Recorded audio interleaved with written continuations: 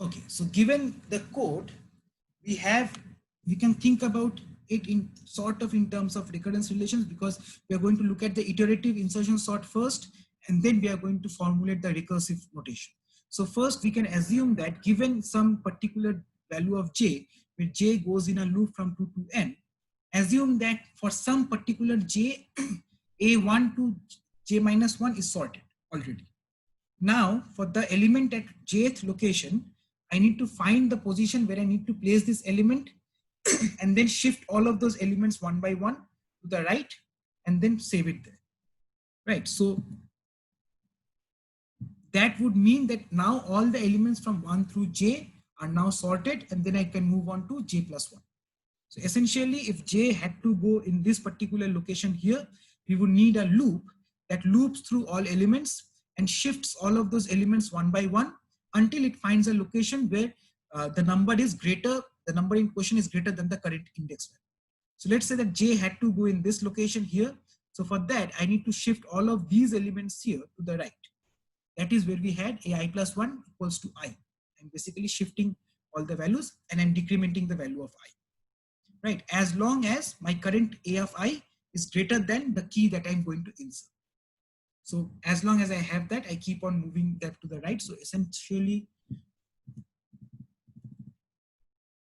if I had to insert, let's say 3 here, right, I would need to first figure out where to shift it. So 6 first would go at location of 3, 5 goes at the location of 6, 4 goes at the location of 5. And then when we find 2, we know that 2 is smaller than 3. So 3 goes in this particular location of 4, right?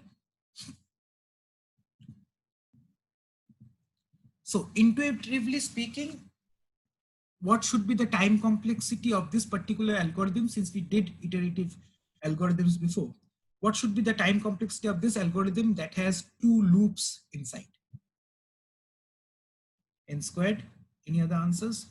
N squared? Well, I was thinking best case scenario, it's just going to be n, but right?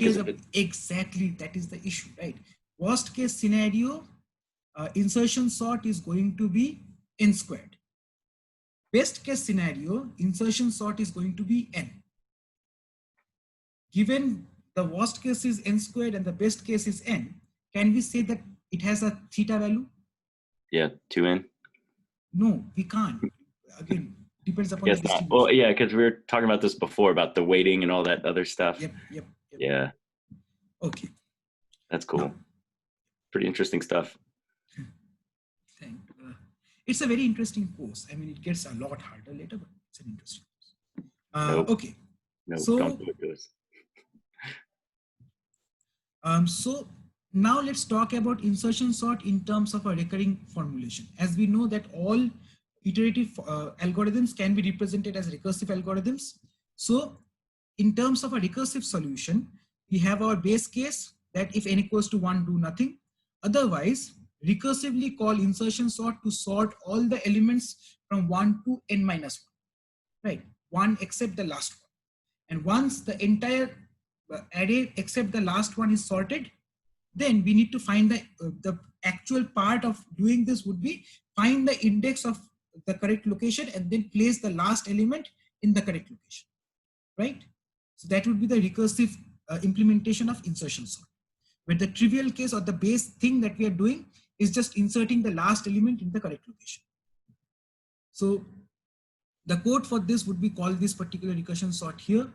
For n minus 1 elements, we know the key that is the last element here, and basically then have a loop that searches through the entire array and finds the correct location, shifts all the elements to the right, and then saves it in the correct location. Else do nothing.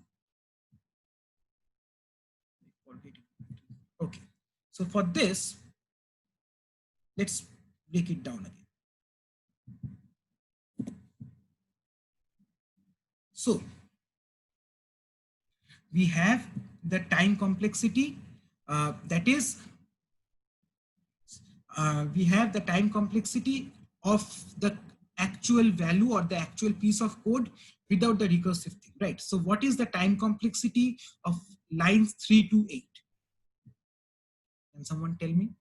We have one loop that iterates through the array, at max with an array size of n. So what is the time complexity without the recurring condition? What is the time complexity of lines 3 to 8? Theta n. N? Yep, theta n. The time complexity of this half of doing the combining part is theta n. Then we have t of something plus of theta n. That gives you the recurrence relation for insertion sort. Now, every time I'm calling my recursive function, am I halving my array or am I doing something else? What should be t of, what should it be? Should it be t of n by 2 or something else? Because I'm always reducing my array size by 1. Or am I reducing the array size by more? I'm reducing the array size by 1, right? Every time I call this, I'm reducing the array size by 1. So the complexity becomes t of n minus 1 plus theta of n. So that is the recurrence relation for insertion sort, that is t of n minus 1 plus theta n. The base case where is t of 1 equals to theta. We'll talk about factorials in the next class. Any questions about this? Stop. Any questions till now? So where do you go from here with these recurrence relations? After this, we will talk about how we can derive the complexities from these recurrence relations. Okay.